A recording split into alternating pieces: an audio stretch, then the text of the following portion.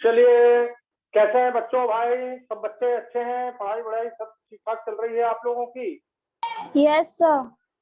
तो atomic structure सबको याद होगा। हम लोगों ने लास्ट क्लास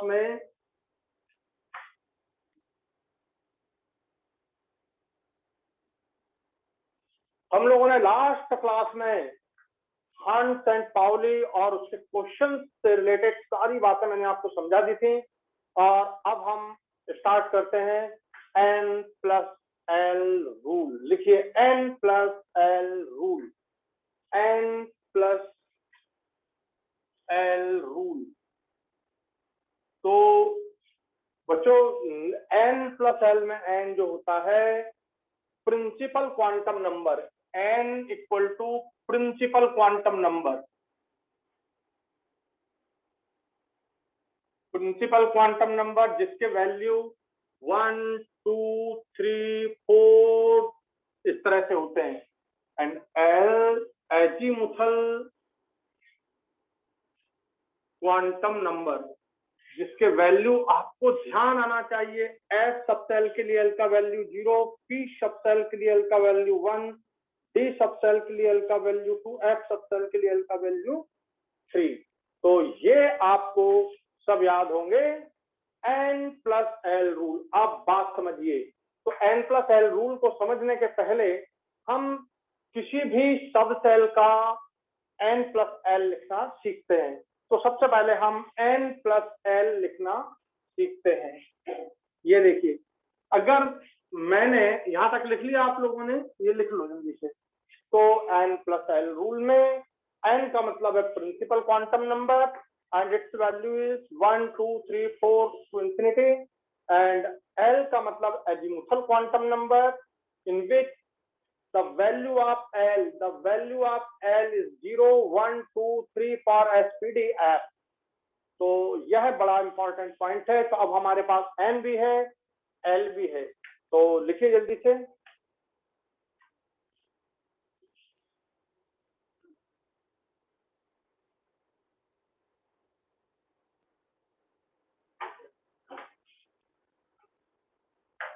हो गया कंप्लीट?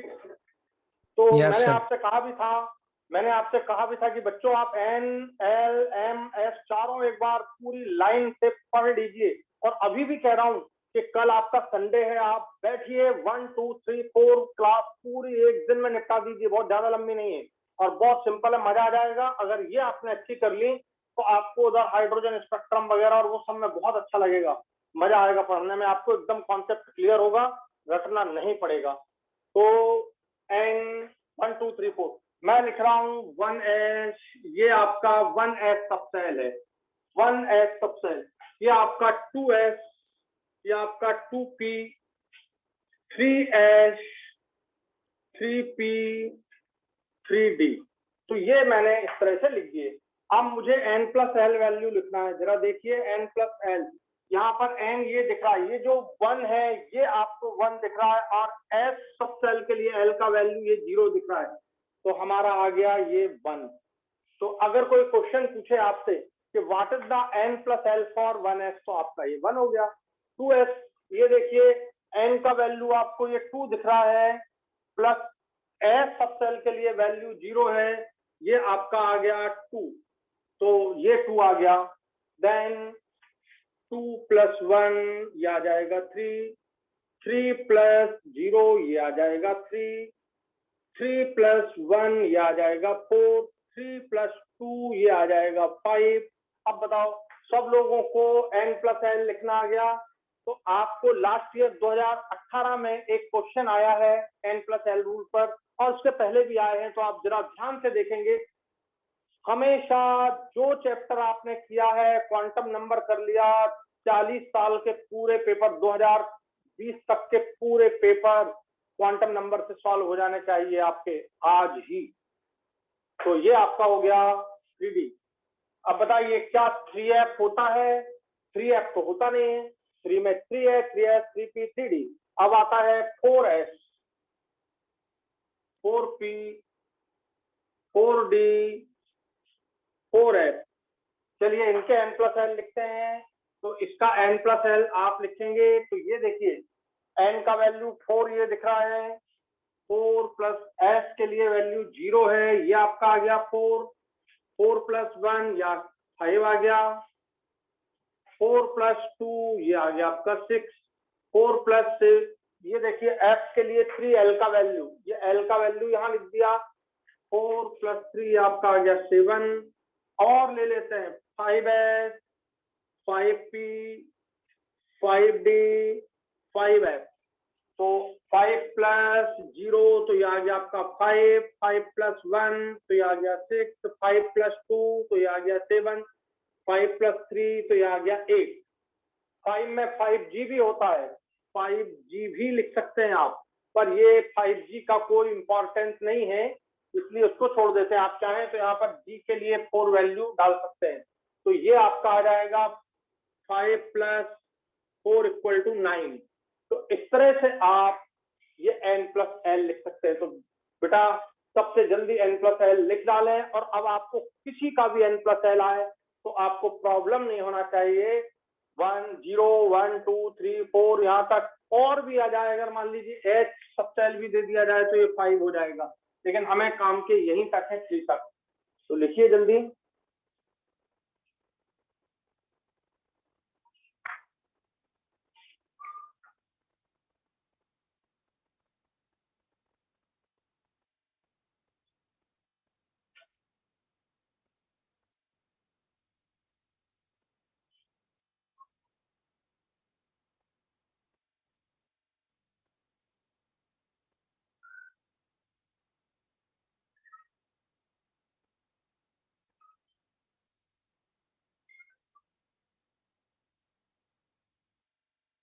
अब बताइए मैं आपको क्वेश्चन दूं किसी के लिए भी, तो आप किसी का भी n प्लस एल रिप्रेजेंट कर सकते हैं कि नहीं, बता सकते हैं कि Yes, इसका sir. n प्लस एल क्या होगा।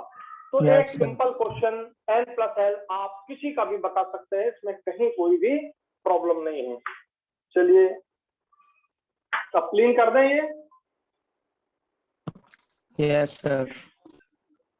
तो अब हम बात करते हैं n प्लस एल रूल की कि ये हमको क्या इंफॉर्मेशन देता है, इससे हमको क्या फायदा है n प्लस एल से। तो देखो इधर ध्यान से सुनना, आपको n प्लस एल मिल गया या आपको नंबर मिल गए, आपका टेस्ट हुआ आपको नंबर मिल गए, नंबर मिले आपको, ये नंबर सबके सामने है, हम रैंक देख सकते हैं हमारी कि यार मेरी रैंक इस पर है, सबसे फर्स्ट रैंक पर ये है, सबसे सेकंड रैंक पर ये है, थर्ड पर ये है, हम रैंक देख सकते हैं।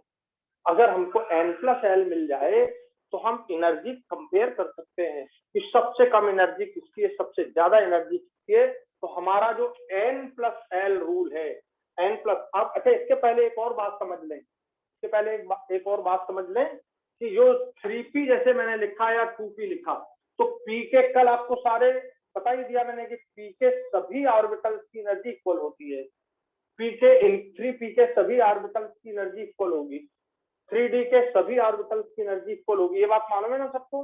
3d में कितने ऑर्बिटल्स हैं बताओ, 3d में कितने 5. ऑर्बिटल्स हैं, और 5 ऑर्बिटल्स हैं, तो 5 की एनर्जी इक्वल है। तो यहाँ पे 3d सबसेल लिख दें या 3d ऑर्बिटल लिख दें, कोई प्रॉब्लम नहीं।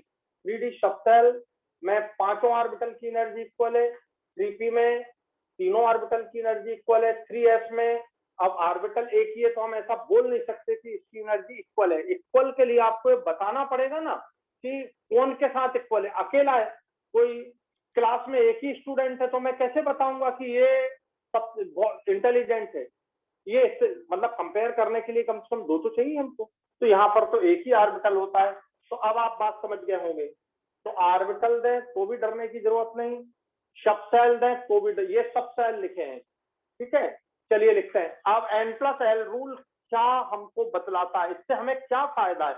हमें ये फायदा n प्लस एल रूल से कि हम ऑर्बिटल या सब सेल की एनर्जी बता सकते हैं कि किसकी एनर्जी ज्यादा है किसकी कम है। तो n प्लस एल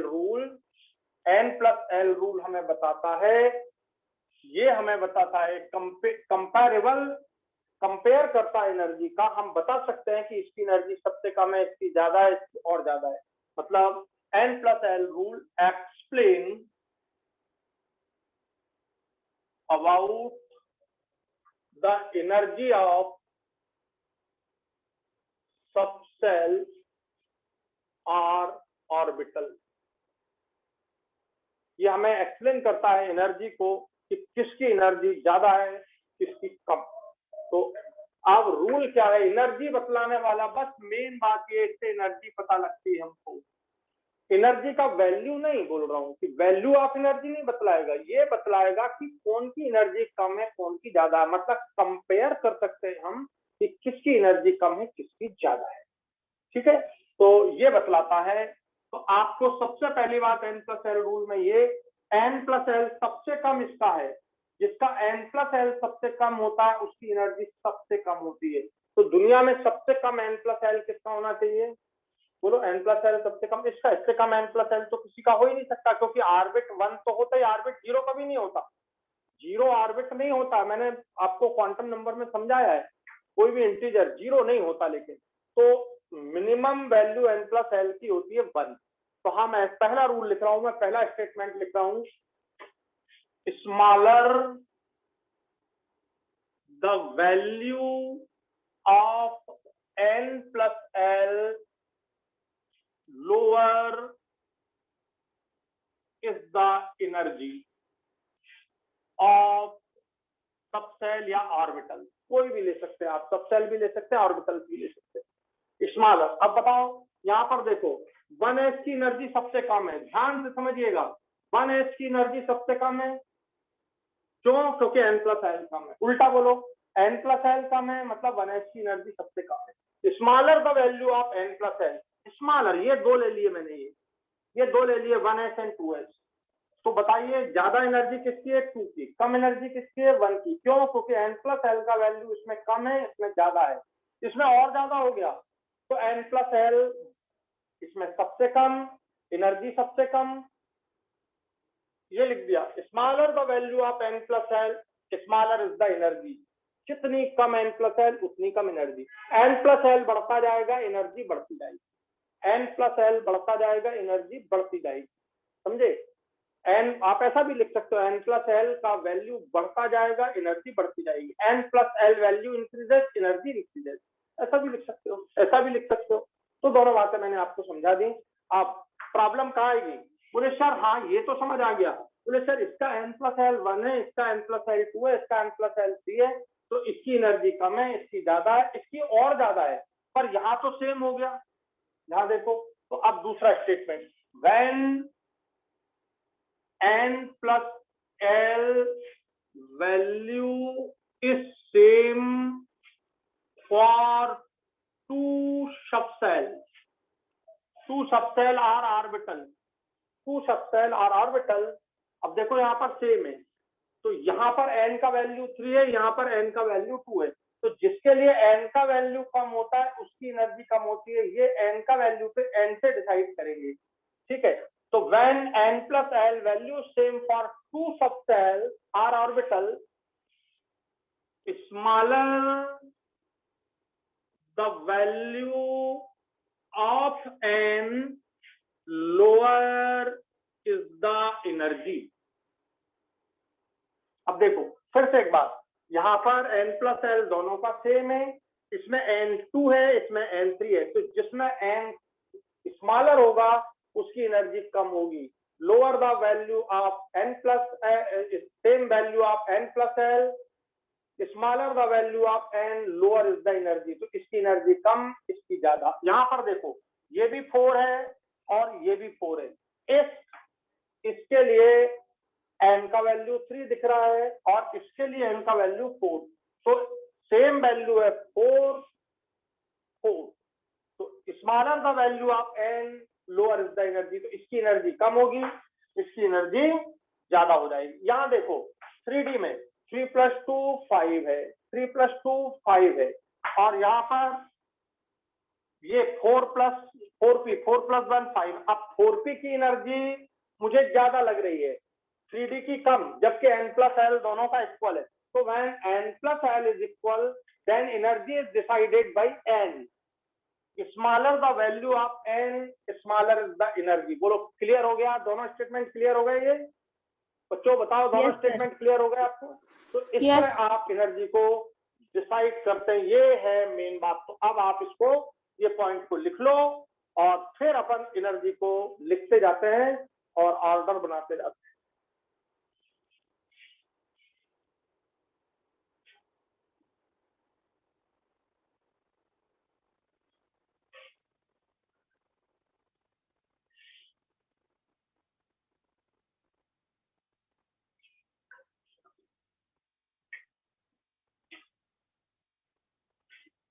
तो ये दो स्टेटमेंट है N+L रूल के, और N+L हमको बतलाता एनर्जी, कंपेरेबल एनर्जी, हमको वैल्यू नहीं बतलाता है कि किसकी एनर्जी कितनी है। N+L से हम यह डिसाइड कर सकते हैं कि किसकी एनर्जी कम है, किसकी ज्यादा, ये बात।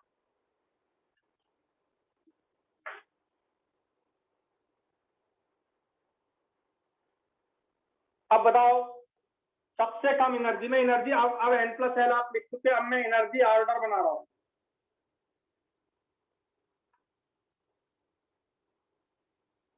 मैं अब एनर्जी का ऑर्डर बना रहा हूं, ऑर्डर ऑफ एनर्जी। ये देखिए 1s की सबसे कम, क्योंकि स्मॉलेस्ट वैल्यू, ये 1s, उससे ज्यादा 2s, उससे ज्यादा 2p, उससे ज्यादा 3s, ये देखो 3 बराबर है पर इसका ज्यादा है n, फिर उससे ज्यादा 3p, उससे ज्यादा 3d है, लेकिन 3d में और 4s में, यहाँ बहुत अच्छे से देखो, 3d में n का वैल्यू कितना है 3, और 4s में n का वैल्यू कितना है 4। तो बताओ आप किसकी एनर्जी ज्यादा होना चाहिए, 3d की कि 4s की, जल्दी बताओ। 4s सर, 4s की। अरे 3d की ज्यादा होगी, 4s की कम। तो 4s की एनर्जी कम हो जाएगी, उससे ज्यादा हो जाएगी 3d की। तो मैं अब यहाँ पे ये चेंज कर रहा हूं, यहाँ पर ये देखिए, ये आपका आ गया 4s, और 4s से ज्यादा एनर्जी हो गई, यहाँ पर आ जाएगा आपका 3d, यहाँ पर आपका आ जाएगा 3d, ये देखिए ये ज्यादा एनर्जी हो गई। तो 4s की एनर्जी कम है और 3d की एनर्जी ज्यादा है। आ गया समझ में? उससे ज्यादा 4p हो गया, ये देखिए, ठीक, उससे ज्यादा 4p, ये भी 5 है ना, ये भी 5 है और ये भी 5 है। तो यहाँ पर 3+2 है और यहाँ पे 4+1 है, तो 4p ज्यादा हो गया। 4p से ये 5 है और ये भी 5 है, 5 देखो है। ये दोनों 5 है। तो अब बताओ 4p के बाद क्या आना चाहिए, 4d नहीं आएगा, 4d नहीं आएगा, कौन आएगा, 5s। 5s exactly. तो ये 4p के बाद आपका आना चाहिए 5s। तो मैं यहाँ पर थोड़ा सा इसको और पीछे लिख देता हूं, 3d के बाद 4p, 4p के बाद 5s। तो ये 5s का मामला अब खत्म हो गया। अब बताओ, अब आपके सामने है 4d और 5p, 4d और 5p दोनों में 6 है, देखिए वैल्यू दोनों में 6 है। तो अब 4d की एनर्जी इससे ज्यादा होगी और 5p उससे ज्यादा होगी, क्योंकि 5 इसमें और 4 इसमें, ये 4 पर, when the n+l is same, when the n+l is same, then energy is decided by n, smaller the value of n, smaller the energy। तो 4d की एनर्जी कम हो गई और 5p की एनर्जी उससे ज्यादा हो गई, ये 5p आ जाएगा यहाँ पे। अब आपको 4f 5d के बीच में विचार करना है। तो 4f में एनर्जी है कितनी, 4+3 7, और यहाँ पर है 5d में 5+2 7। तो इसके पहले आपको 6s पर जाना चाहिए, 6s, ये यहाँ पर लिखता हूं, देखिए 6s में 6+0 होगी, 6+0 तो 6, तो यहाँ भी 6 है, यहाँ 5 है, ये भी 6 था, तो इससे ज्यादा आपका आ जाएगा कौन, 6s, इससे ज्यादा हो जाएगा आपका 6s, और अब इससे ज्यादा होगा आपका ये 4f, 4f से ज्यादा आपका आ जाएगा कौन, 5p, ये 5p ज्यादा आ जाएगा आपका। तो इस तरह से एनर्जी का सीक्वेंस आप बना सकते हैं, एनर्जी का सीक्वेंस आप बना सकते हैं। बताइए आप एनर्जी का सीक्वेंस आप आराम से बना सकते हैं कि नहीं? मैं आपको कोई भी दूं तो आप एनर्जी का सीक्वेंस बना सकते हैं कि नहीं? Yes, sir. Yes, तो sir. सबसे कम एनर्जी लीस्ट एनर्जी, यहाँ पर लिख लीजिए लीस्ट एनर्जी, लीस्ट वैल्यू, ये लीस्ट सबसे कम एनर्जी है इसकी, लोएस्ट वैल्यू ऑफ एनर्जी, और फिर बढ़ते जाएगी। ये इंक्रीजिंग ऑर्डर है, आप चाहें तो इंक्रीजिंग ऑर्डर कर सकते हैं, increasing order of energy, increasing order of energy, very very important rule. इससे आपको, ये लास्ट ईयर का एक क्वेश्चन है, पर उन्होंने n-1, n-2, n-3 करके दिया। n-1 का मतलब जो बैलेंस की सेल है, तो आपको n दिया है, n6 दिया है, तो n-1 अपन ने कर दिया उस तरह से।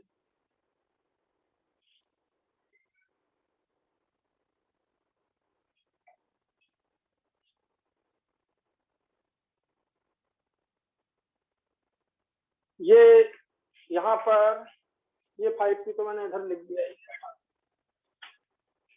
तो इस तरह हम एनर्जी को बता सकते हैं।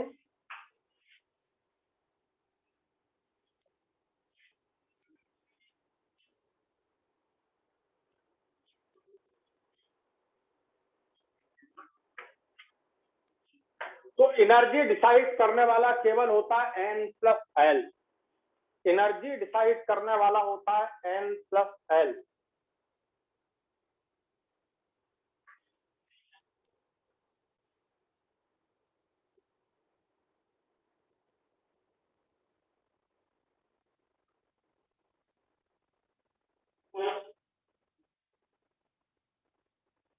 तो लिख लिया बेटा आप लोगों ने? Done sir. अब इस पर क्वेश्चन पहला क्वेश्चन n+l पूछा जाएगा, वो आपको मालूम हो गया। दूसरा, अगर आपको n+l मालूम हो जाए तो आप एनर्जी बतला सकते हैं, वो आपको मालूम हो गया।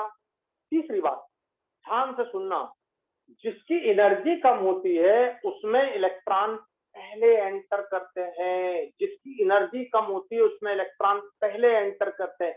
बताओ, सबसे पहले जब तुम इलेक्ट्रॉनिक कॉन्फ़िगरेशन लिखते हो तो सबसे पहले क्या लिखते हो? 1s में। जब 1s पूरा फुल हो जाता है तो क्या लिखते हो? 2s। जब 2s पूरा फुल हो जाता है तो क्या लिखते हो? 2p। मतलब 2p में इलेक्ट्रॉन जाएंगे। तो इलेक्ट्रॉन जाने का सीक्वेंस इसी के बेस पर डिसाइड होता है, n+l के बेस पर ही इन इलेक्ट्रॉन की फिलिंग डिसाइड होती है। ये सामने है आपके। तो इलेक्ट्रॉन जाने का सीक्वेंस, फिलिंग ऑफ इलेक्ट्रॉन, सबसे पहले 1s में जाएंगे, 1s पूरा फुल करेंगे, फिर उससे ज्यादा एनर्जी वाले 2s में जाएंगे, 2s पूरा फुल करेंगे तो 2p में जाएंगे, 2p के 6 पूरे पूरे फुल हो जाएंगे, 2p 1 2 3 4 5 6, 2p 6, तब इलेक्ट्रॉन जाएंगे 3s में, 3s1 3s2, जब 3s पूरा फुल हो जाएगा तो इलेक्ट्रॉन जाएंगे 3p में, फिर 4s में। तो ये इलेक्ट्रॉन का फिलिंग ऑर्डर हो गया। ये 3d, फिर 4p, फिर 5s, फिर 4d, फिर 5p, फिर ये, और इस तरह से आगे बढ़ते जाएंगे। तो मुझे लगता है कि आपको कहीं भी कोई परेशानी इसमें नहीं है, कहीं भी कोई परेशानी आपको इसमें नहीं होनी चाहिए। बोलो, समझ आया कि नहीं आया ये पॉइंट आपको? ये पॉइंट समझ आया कि नहीं? तो बहुत बढ़िया तरीके से इसको लिखिए। बस इतना सा, ये इतने में ही बात क्लियर हो जाएगी आपको। n+l डिसाइड करता है एनर्जी को, जिसकी एनर्जी सबसे कम होती है उसमें इलेक्ट्रॉन पहले एंटर करता है। ऐसा लिख लेना, जिसको नहीं मालूम हो, भैया एनर्जी जिसकी सबसे कम पहले इलेक्ट्रॉन उसमें एंटर करता है, और उससे ज्यादा फिर जाएगा, फिर बढ़ता जाएगा। मतलब electron fill according to the increasing order of energy of orbital.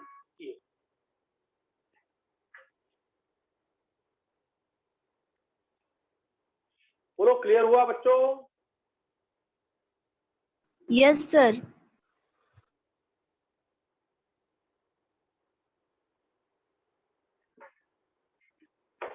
तो इसको क्लीन कर दिया जाए फिर। Yes sir.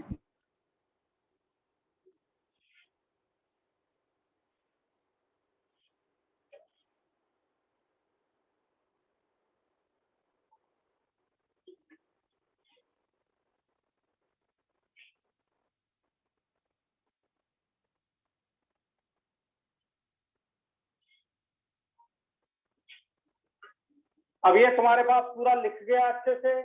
मैं इसका दूसरा तरीका बताता हूं। अब देखो,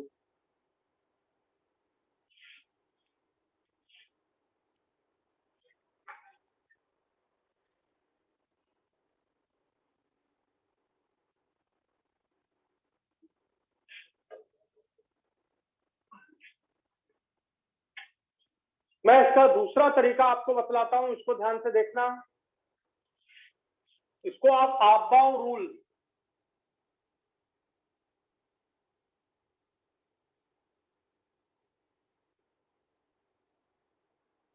आपबाउ प्रिंसिपल से इस इलेक्ट्रॉन के सीक्वेंस को, भरने के सीक्वेंस को आप लिख सकते हैं। देखिए कैसे, बहुत ध्यान से देखना, बहुत सिंपल तरीका है।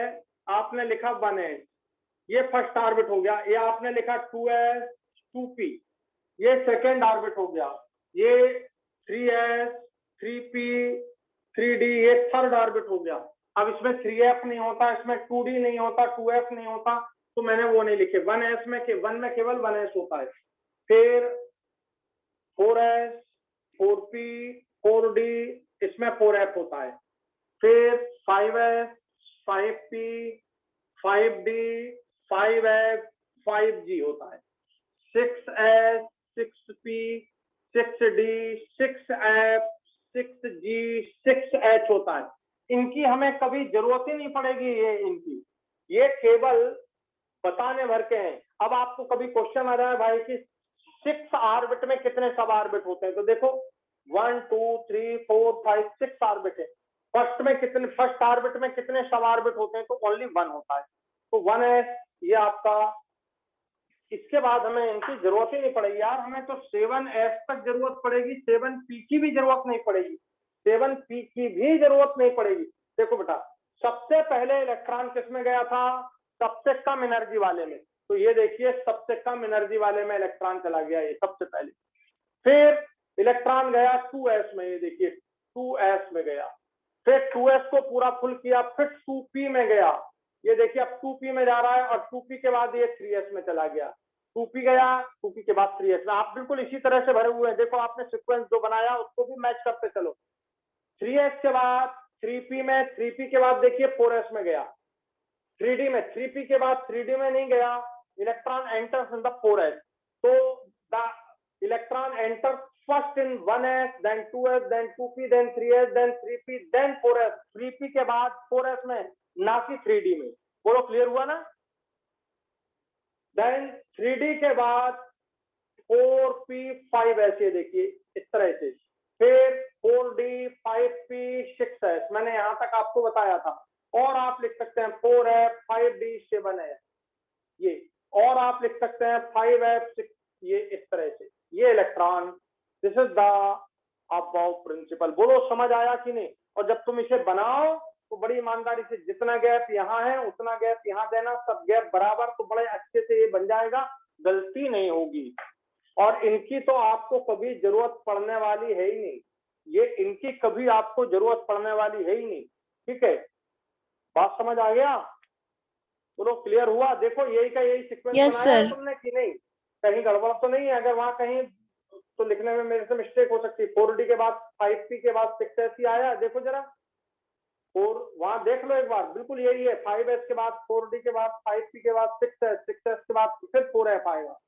ऐसे ही आ रहा है, नहीं आ रहा है? देखो। Yes sir. Yes sir. तो आप बिल्कुल n+l से इसे बना सकते हैं, और n+l से वो सीक्वेंस भी लिख सकते हैं। दोनों तरीके मैंने आपको बतला दिए। तो हमारा आपबाउ कहता है कि इलेक्ट्रॉन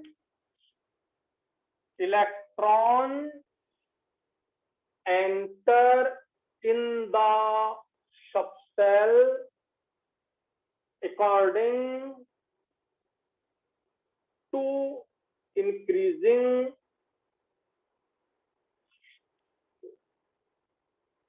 ऑर्डर ऑफ एनर्जी। ये देखिए एनर्जी, और एनर्जी को डिसाइड किया गया है n+l से। एनर्जी को डिसाइड किया था आपने n+l से।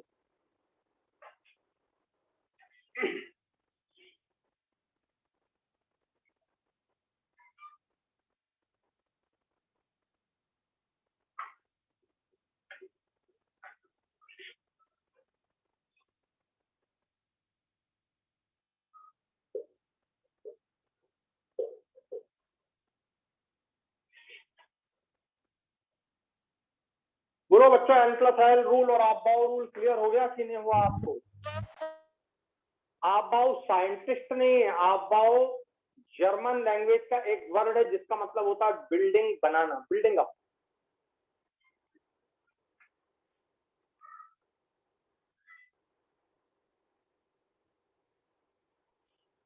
तो मैंने आपको आप-बाउ रूल समझा दिया, मैंने आपको N+L रूल समझा दिया, N+L निकालना समझा दिया, एनर्जी समझा दी, एनर्जी कैसे डिसाइड होती है वो समझा दिया। लिख लिया आप लोगों ने ये? Yes, sir.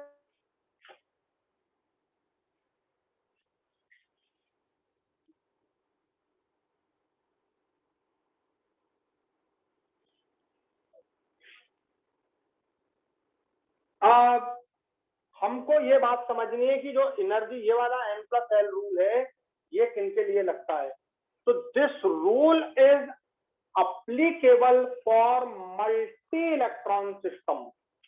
ये जो N+L रूल है, ये लगता है मल्टी इलेक्ट्रॉन स्पीसी, वो चाहे एटम हो स्पीसी, चाहे वो आयन हो, चाहे वो मॉलिक्यूल हो, कोई भी हो।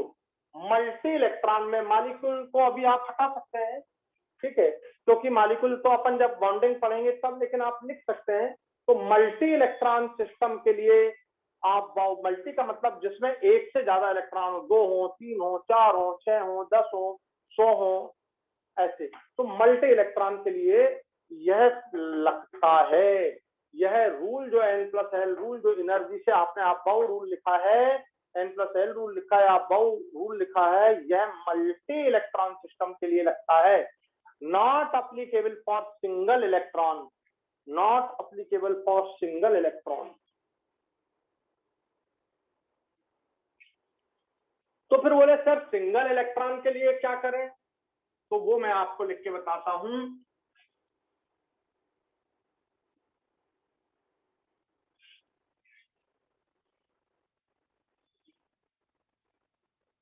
ये नीट में आया है, जो अपन अब भी करने वाले हैं वो भी। तो एनर्जी फॉर सिंगल इलेक्ट्रॉन, वो चाहे एटम हो चाहे आयन हो। जैसे आप ध्यान से देखें, एटम में आपका एग्जांपल हाइड्रोजन एटम हो जाएगा, आयन में He+ आयन हो जाएगा, लिथियम +2 आयन हो जाएगा, बेरिलियम +3 आयन हो जाएगा। इन सब में एक ही इलेक्ट्रॉन होगा। हाइड्रोजन एटम में 1 इलेक्ट्रॉन है, हीलियम एटम में 2 इलेक्ट्रॉन है, हीलियम आयन में 1 इलेक्ट्रॉन है। इन सब में एक ही इलेक्ट्रॉन होता है, सिंगल इलेक्ट्रॉन है। इसमें भी 1 इलेक्ट्रॉन है, इसमें भी 1 इलेक्ट्रॉन, इसमें भी 1, इसमें भी 1। अरे आप सोडियम 10 कर दो ना, ये बेरिलियम +3 है, आप सोडियम 10 कर दो +10, तो भी 1 इलेक्ट्रॉन। ये प्रैक्टिकली पॉसिबल नहीं है, बात समझना, प्रैक्टिकली पॉसिबल नहीं है। सोडियम में +10 चार्ज प्रैक्टिकली पॉसिबल नहीं है, पर मैं इसको थ्योरेटिकली बोल रहा हूं कि 1 इलेक्ट्रॉन है। मतलब ये अब हम 1 इलेक्ट्रॉन के लिए देख रहे हैं, बहुत ध्यान से इस बात को समझिए। यदि एनर्जी सिंगल इलेक्ट्रॉन के लिए देखना है तो वो N+L पे डिपेंड नहीं करती, वो केवल N पर डिपेंड करती है।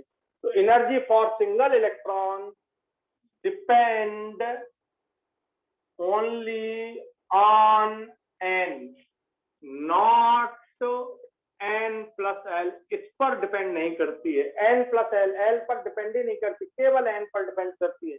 ये देखिए, पहले ऑर्बिट की एनर्जी, उससे ज्यादा दूसरे ऑर्बिट की एनर्जी, उससे ज्यादा तीसरे ऑर्बिट की एनर्जी, उससे ज्यादा चौथे ऑर्बिट की एनर्जी, उससे ज्यादा पांचवें, ऐसे बढ़ती चली जाएगी। एक तरीका ये है। तो दिस इज द N पर डिपेंड कर रही है, N1 2 3 4 5, जैसे जैसे N बढ़ते जा रहा है एनर्जी बढ़ते जा रही है। फिर अब और अच्छे से लिखते हैं इसको, देखिए 1 में, इसको और अच्छे से लिखने का तरीका, 1 में केवल 1s है, 2 में 2s है और 2p है, सबकी एनर्जी इक्वल है। इसमें 3s है, 3p है, 3ds, सबकी एनर्जी इक्वल है। 4 में 4s है, 4p है, 4d है, 4f है, सबकी एनर्जी इक्वल है। 5 में ये पहला तरीका है, ये दूसरा तरीका है। ये केवल ऑर्बिट दिखाई दे रहा है, इसमें ऑर्बिट के साथ साथ सब ऑर्बिट दिखाई दे रहे हैं। पर सभी सब ऑर्बिट की एनर्जी इक्वल है। देखो 2 में 2s 2p सबकी एनर्जी इक्वल है। इसको और आप और आगे बढ़ा सकते हैं, इसको आप और आगे बढ़ा सकते हैं। 5s 5p 5d, ठीक है। 5 इसको पहले लिख लो।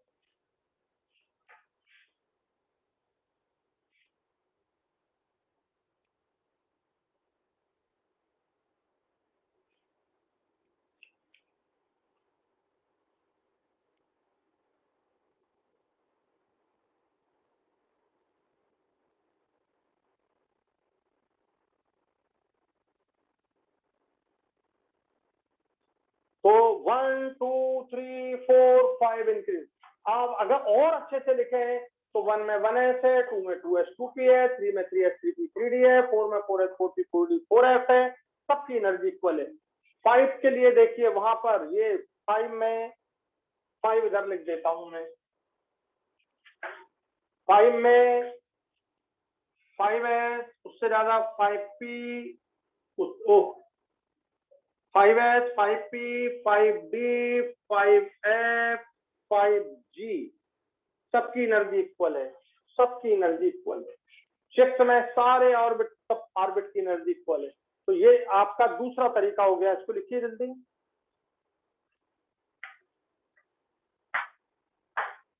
ये सब एक ही बात है, चाहे आप ऐसा लिखो चाहे आप ऐसा लिखो, सबका एक ही मतलब है।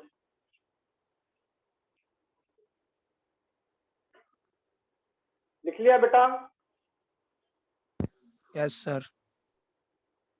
अब ध्यान से देखना। अब इसका तीसरा तरीका मैं लिखवा रहा हूं। इसका तीसरा तरीका भी अपने को मालूम होना चाहिए। देखो ध्यान से, इसको तीसरे तरीके से ऐसा लिखेंगे। 1s में केवल एक ही ऑर्बिटल है 1s, उससे 2s में केवल एक ही ऑर्बिटल है, लेकिन 2p में आप 2px 2py 2pz ये देखिए। तो टोटल दो सेकेंड ऑर्बिट में टोटल दो सब ऑर्बिट से दोनों सब ऑर्बिट की एनर्जी बराबर है। इस सब ऑर्बिट में 3 है, 1 2 3, तो यहाँ टोटल 4 ऑर्बिटल है। चारों ऑर्बिटल की एनर्जी बराबर है। बताओ यहाँ पर चारों ऑर्बिटल सेकंड में, ये सेकंड की बात कर रहा हूँ, ये सेकंड की बात कर रहा हूँ, सेकंड में चारों ऑर्बिटल की एनर्जी बराबर है। इसमें क्या 3s 3px 3py 3pz ये तीनों की बराबर है ये, ठीक है। 3p और 3d सब बराबर है, मैंने 3p में जितने ऑर्बिटल उन सब की एनर्जी बराबर है। 3d में ये देखो 3dxy 3dyz 3dxz 3dx square minus Y square 3dz square. बताओ सबकी एनर्जी बराबर है। तो इसमें एक ऑर्बिटल की, इसमें 4 ऑर्बिटल की, इसमें 9 ऑर्बिटल की, इसमें क्या बोलते हैं 16 ऑर्बिटल, सबकी एनर्जी बराबर होती है। तो और एनर्जी बढ़ रही है केवल ऑर्बिट देख के। ये 2 देख के बढ़ गई, ये 3 देख के बढ़ गई, और 3 के सारे ऑर्बिटल्स की एनर्जी इक्वल है। बोलो 4 में कितने होने चाहिए? 4s 4px py pz 4dxyz yz xz dx square minus y square dz square, और इसमें 7। तो यहाँ पर इसका एक ऑर्बिटल, इसमें 3 ऑर्बिटल, इसमें 5 ऑर्बिटल, इसमें 7 ऑर्बिटल, तो ये कुल मिला के कितने हो गए? 16 ऑर्बिटल। इसमें सभी 16 ऑर्बिटल की एनर्जी इक्वल है। 16 ऑर्बिटल की एनर्जी इक्वल है। 16 ऑर्बिटल की एनर्जी इक्वल है। बोलो बात क्लियर हो गई? इसमें कितने हैं? 1 + 3 + 5 9 ऑर्बिटल्स की एनर्जी इक्वल है। देखिए सभी 9 ऑर्बिटल्स की एनर्जी इक्वल है। बोलो कॉन्सेप्ट क्लियर हुआ कि नहीं हुआ? एकदम क्लियर हुआ कि नहीं? Yes sir. तो बेटा इस तरह आप इसको 3 तरह से रिप्रेजेंट कर सकते हैं। ये तीनों एक ही बात है, ये तीनों एक ही बात है, पर लिखने का तरीका आपको बिल्कुल एकदम क्लियर होना चाहिए।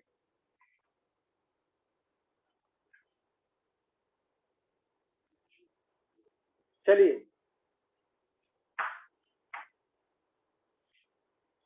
तो मल्टी इलेक्ट्रॉन के लिए अबाव रूल लगता है, और सिंगल इलेक्ट्रॉन के लिए आप नहीं लगता, सिंगल इलेक्ट्रॉन के लिए केवल n पर डिपेंड करता है, और जिसमें 1 2 3 4 5 और माने 3 के सारे ऑर्बिटल की एनर्जी इक्वल है। इस तरह से आपका क्वेश्चन चलेगा, और मुझे नहीं लगता कि अब आपको इसमें किसी भी प्रकार की कोई परेशानी हो।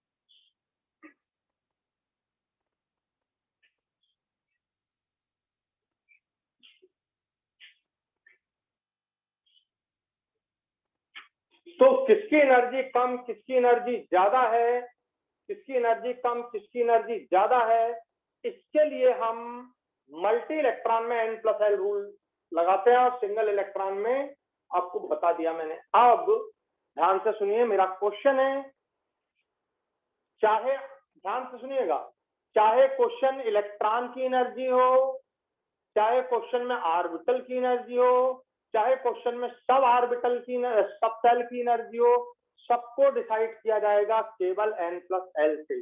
बहुत अच्छे से सुन लीजिए, एनर्जी ऑफ, वो चाहे सब सेल दें, चाहे वो सब सेल का कोई ऑर्बिटल दें, चाहे कोई इलेक्ट्रॉन दें, तो एनर्जी ऑफ सब सेल, ऑर्बिटल और इलेक्ट्रॉन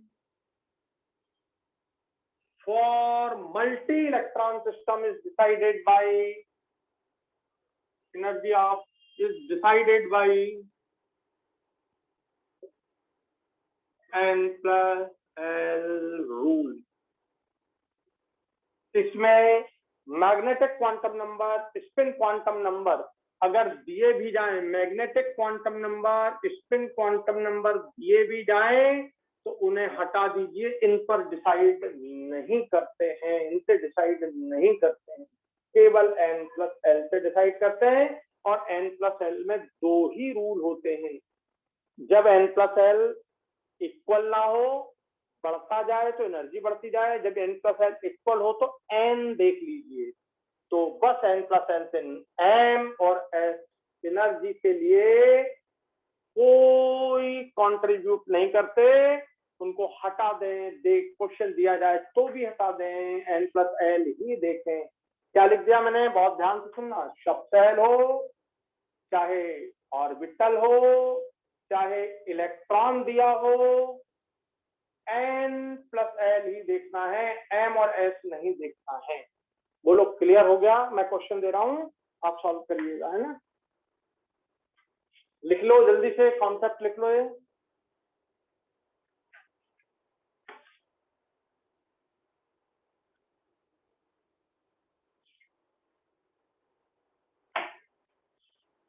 कॉन्सेप्ट लिख लो, ये लिख लिया?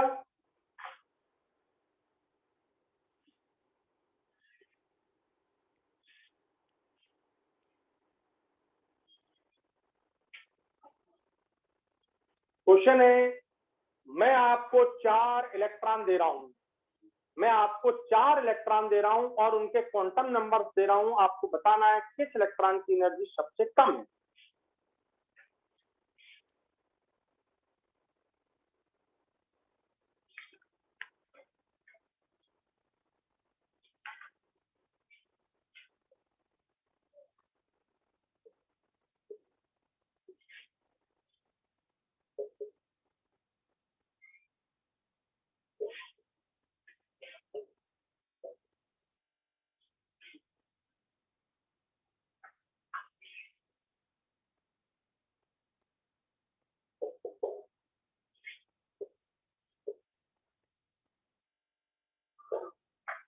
ये 4 इलेक्ट्रॉन है, electron number 1, electron number 2, electron number 3, electron number 4।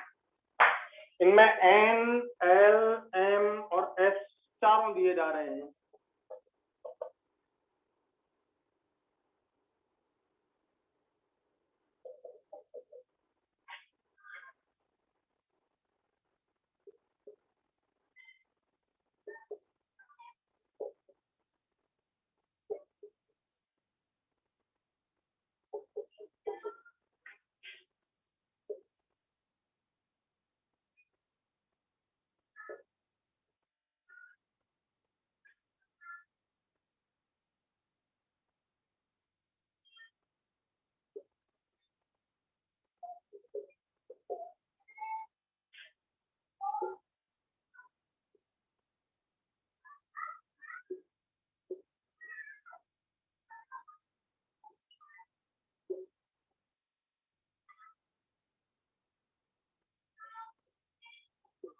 चलिए ऑप्शन सेकंड। So first. सब लोग अच्छे से देखना, नहीं तो जवाब से में गलती हो जाएगी। मैं नहीं जानता और मैं नहीं चाहता हूं कि आपसे गलती हो। आपको 4 इलेक्ट्रॉन 1 2 3 4 देयर आर 4 इलेक्ट्रॉन, ठीक है। All 4 quantum numbers NLMS are given. Select the electron with least value of the energy. First. तो सबके यहाँ पर ये 3D है, ये 3D है, n+l। देखिए पहली चीज तो अगर यहां तक दिया जाता NLM तो ऑर्बिटल दिया जा रहा है। अच्छे सुन लो, अगर ये नहीं दे रहा हूं, NLM दे रहा हूं, NLM तो ऑर्बिटल दिया जा रहा है, तो भी M की जरूरत नहीं है, मैंने लिखवा दिया है। और अगर मैंने NLMS दिया, S भी दिया है, तो H की भी जरूरत नहीं है, M की भी जरूरत नहीं। तो आपको सबसे पहला एनर्जी डिसाइड करने के लिए ये हटाई दो, इसकी कोई जरूरत नहीं है, ये हटा दिया। अब केवल n+l के 2 रूल हैं और लगा के देख लो। तो यहाँ पर हमें n+l 4 मिल रहा है, यहाँ पर n+l 3 + 2 5 मिल रहा है, यहाँ पर n+l 4 + 1 5 मिल रहा है, और यहाँ पर 5 + 3 8 मिल रहा है। एकदम क्लियर हो गया। सबसे कम एनर्जी वाला फर्स्ट इलेक्ट्रॉन है। द आंसर इज, हो गया क्लियर? बताओ। Yes sir. का आंसर इज, इस क्वेश्चन का आपका आंसर हो गया 1। अगर मैं ये क्वेश्चन में आपसे पूछूं कि इंक्रीजिंग ऑर्डर ऑफ एनर्जी बताना है इन 4 इलेक्ट्रॉन की, 1 2 3 4, देयर आर 4 इलेक्ट्रॉन, ठीक है, and their quantum numbers are given, ठीक है, write the increasing order of the energy. तो इंक्रीजिंग ऑर्डर, तब भी हमको ये सब हटा देना है। देखो मैंने कर दिया, हटा दो, हटा दो। बहुत क्वेश्चन ऐसे आए हैं, रुलवा देते हैं, परेशान करते हैं। मैंने एक ही बार में लिखवा दिया, चाहे इलेक्ट्रॉन हो, चाहे सबसेल हो, चाहे ऑर्बिटल हो, ठीक है। ऑर्बिटल होगा तो NLM दिए जाएंगे, इलेक्ट्रॉन होगा तो NLMS दिए जाएंगे, सबसेल होगा तो NL दिए जाएंगे, हमें कोई दिक्कत नहीं है। बोलो, कंसेप्ट क्लियर हो गया आपका? अब तो ऑर्डर बनाया आपने, इंक्रीजिंग ऑर्डर, सबसे कम कौन? 1। उससे ज्यादा कौन दिख रहा है? उससे यहाँ पे 3 + 2 5 है, और यहाँ पे 4 + 1 5 है, और यहाँ पे, तो यहाँ पे 3 है, ये दोनों 5 है, तो ये 3 है, n का वैल्यू इसमें कम है, तो आपका इलेक्ट्रॉन नंबर 2 हो गया। उससे ज्यादा ये 4 + 1 5 है, और ये 5 + 3 8 है, तो ये 3 और ये 4। This is the increasing order of the energy. This is the, बोलो क्लियर हो गया? बोलो क्लियर हो गया भाई? तो देखो ये आपका पूरा n+l और उससे रिलेटेड क्वेश्चन के बारे में मैंने पूरा आपको समझा दिया। अब एक बात और है एनर्जी के लिए, कर लिया, लिख लिया आपने? तो अब मैंने एक ही में ऑल इन वन कर दिया, आपको समझने की जरूरत ही नहीं है यार, पूरा मजा आ जाएगा। क्वेश्चन आप सॉल्व करिए, ठीक है? तो सारे कंफ्यूजन दूर।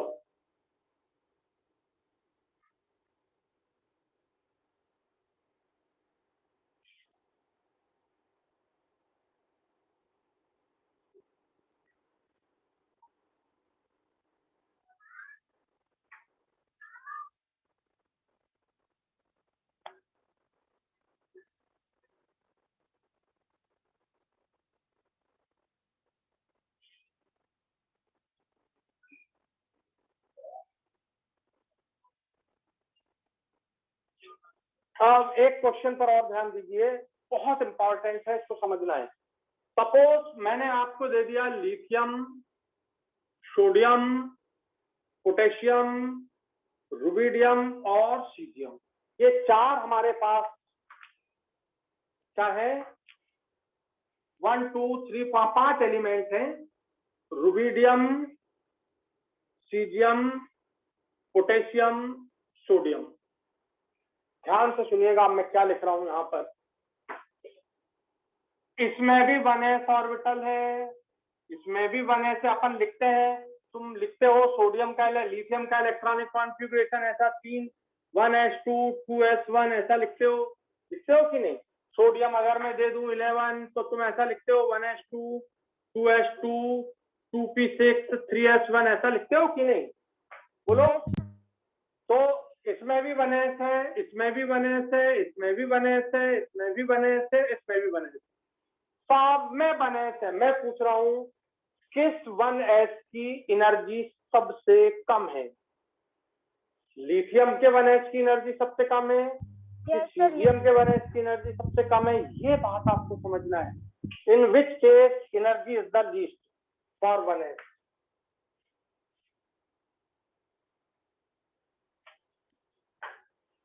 बात समझ आ गई आपको? मेरी बात समझ आ गई? लिथियम का 1s दिया है, सोडियम का 1s दिया है, पोटेशियम का 1s दिया है, रुबिडियम का 1s दिया है, सीजियम का 1s दिया है, और आपसे पूछा किस 1s की एनर्जी सबसे कम है? The smallest value of the energy of 1s orbital. तो बताइए आंसर, और एनर्जी का ऑर्डर भी बताइए।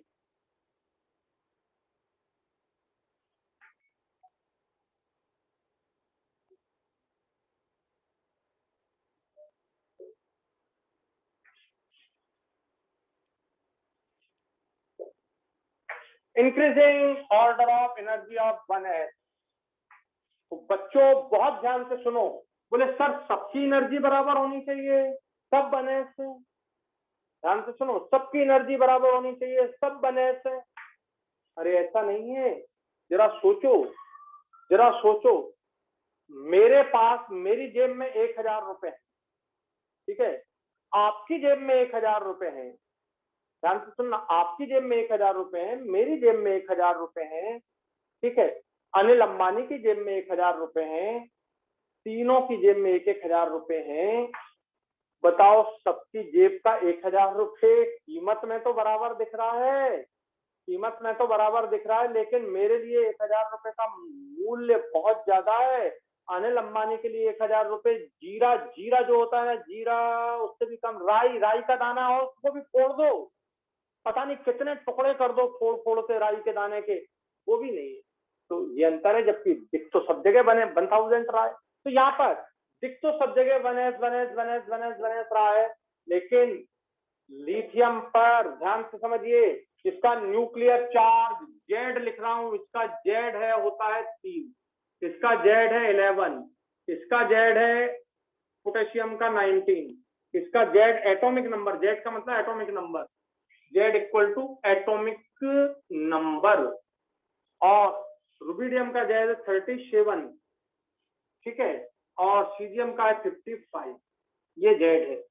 और तुमने कभी ध्यान दिया हो, तुमने कभी ध्यान दिया हो, ये ऑर्बिट सब में 1 है, एन का वैल्यू सब में 1 है, जेड का मतलब एटॉमिक नंबर है, ठीक है, जेड का मतलब एटॉमिक नंबर है, एल का वैल्यू सब में 0 है, एन प्लस एल से इससे डिसाइड नहीं होगा, एन प्लस एल से डिसाइड नहीं होगा, क्योंकि एन का वैल्यू सभी में 1 है, एल का वैल्यू सभी में 0 है, क्योंकि एस ऑर्बिटल है, तो एन प्लस एल डिसाइडिंग नहीं है।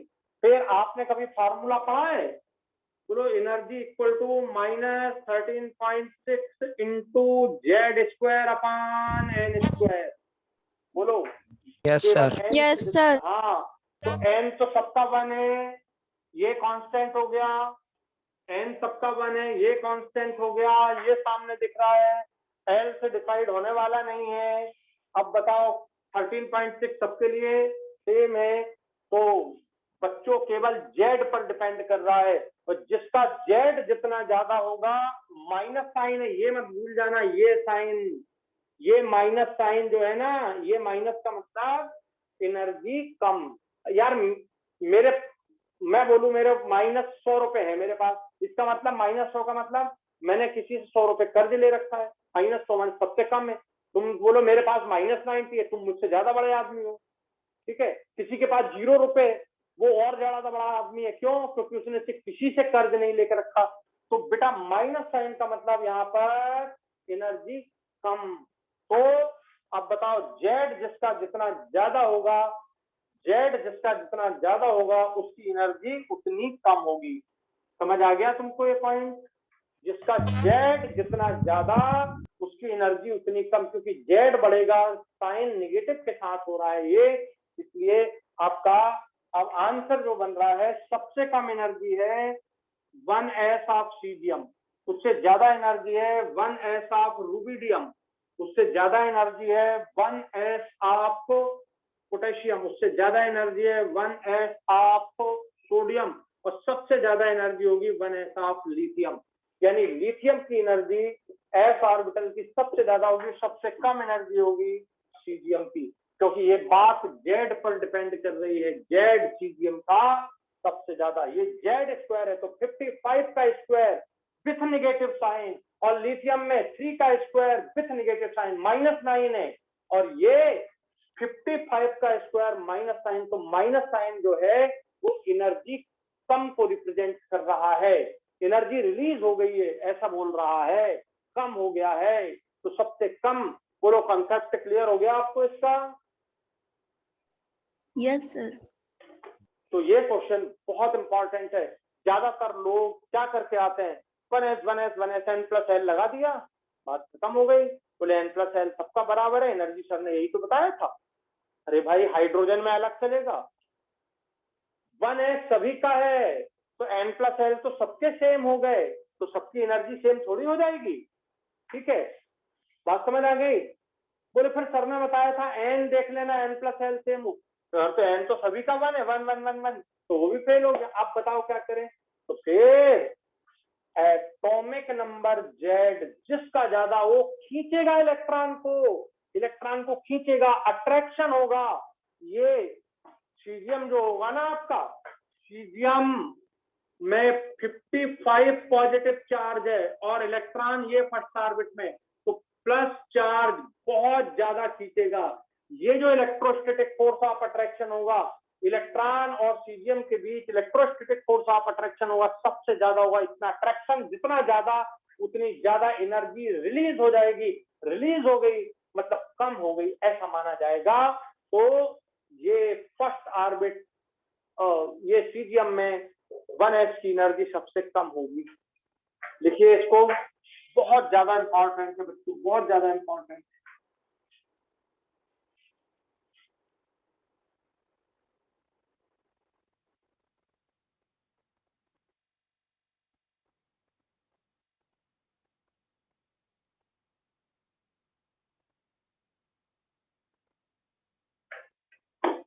बताइए यहां तक के पूरे कॉन्सेप्ट क्लियर हो गए, एक एक से बिल्कुल एकदम खुल गए हैं कि नहीं? यस। बोलो दिमाग खुल गया, दरवाजे खुल गए हैं कि नहीं पूरे? Yes sir.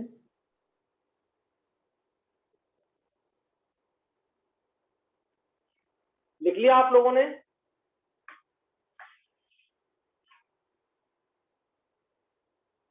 Yes sir. अब मुझे बताओ, किसी को कहीं भी जरा सी भी किसी को कोई प्रॉब्लम हो तो मुझे आप बता सकते हैं। ठीक है, पूरी क्लास में कोई पॉइंट आपको क्लियर नहीं हुआ हो, आप एक बार जल्दी से देख लीजिए और मुझे बता दीजिए, मैं फिर से कर दूंगा। मुझे उम्मीद तो नहीं है कि क्लियर नहीं हुआ हो ऐसा।